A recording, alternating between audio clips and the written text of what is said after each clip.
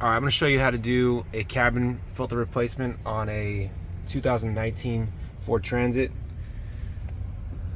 This car is only a few years old and it's got a strange smell coming out of the cabin vents.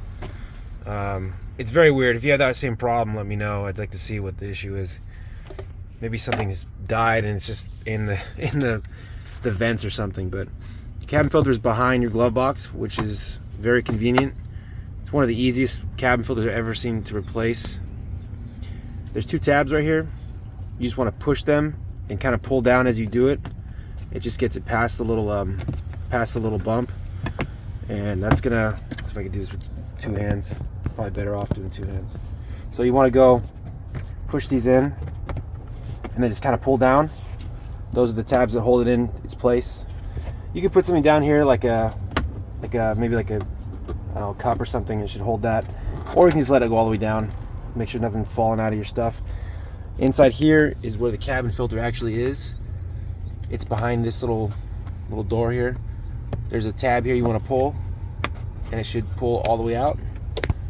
And there is no cabin filter in here. Strange. Either way, this is where a cabin filter would have been. Make sure your fingers aren't in there if the fan's running. That's where the actual blower motor is, right there.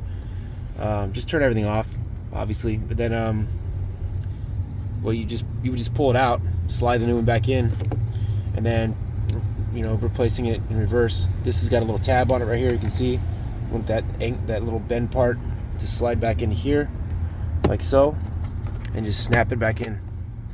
Done deal. Closing it takes two hands again, because you got to put the tabs. Push the tabs back, and then it'll snap in place. Done deal. Let me know if that helped you. Cool. Very easy. Thanks for watching, subscribe, all that stuff. See you next video.